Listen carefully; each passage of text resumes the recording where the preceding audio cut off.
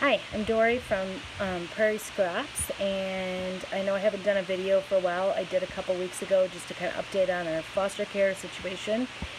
And today, I just wanted to answer the question, what does visits look like, or what do visits look like for foster care kids during COVID?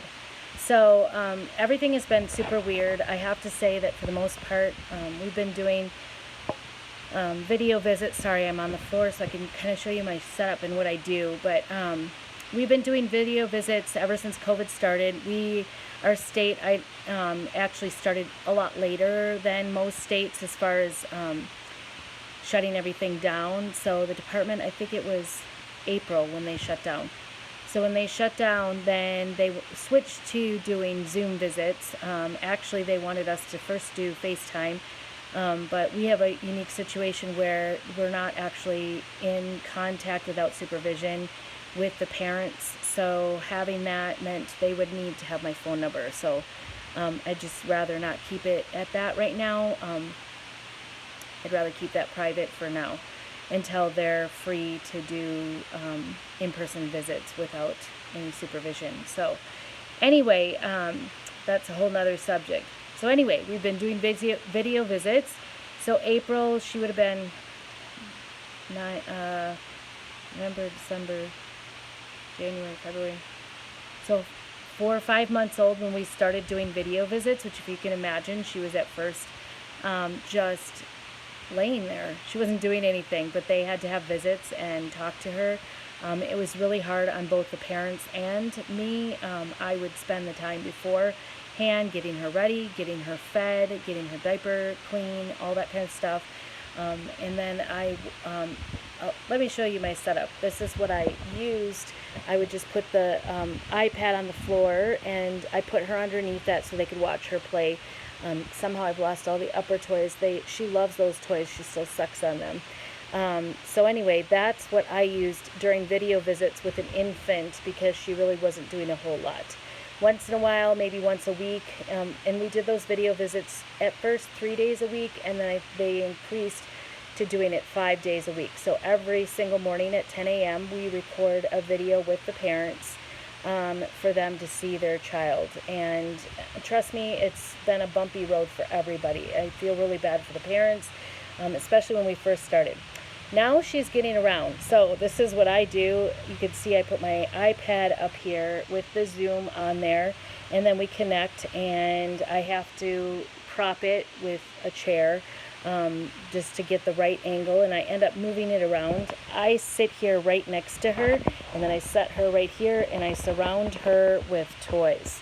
And then I just try to kind of keep her active and stay in this little spot. It is very hard to keep her in that little spot for her toys because obviously she's getting around, she's crawling, she's able to get around the tables by walking, so the last thing she wants to do is stay in one little spot.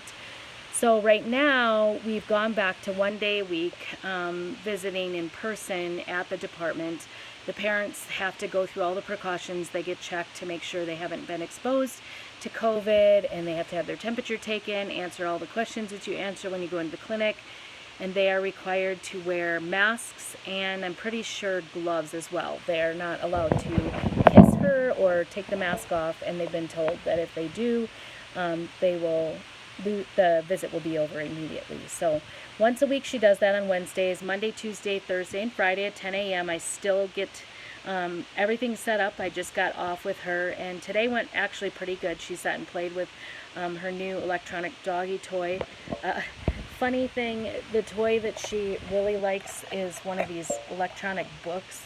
They're kind of annoying because they sing and whatnot, but I turn them all on right before the visit, and these are the ones that she loves to play.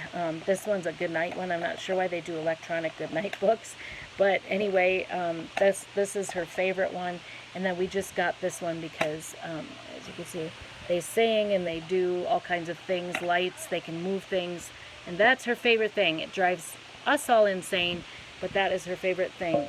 Today she played with her little dog, her ABC dog, that I just also got on Facebook secondhand. So there's a whole lot of 4 electronic toys locally, and I paid $5 for them, so I'm pretty excited about that, and she is too. She loves those little electronic toys, and so that's how we do the visits lately. I guess after the 20th, we're supposed to go to more frequent visits in person, so that means the videos should slow down a little bit.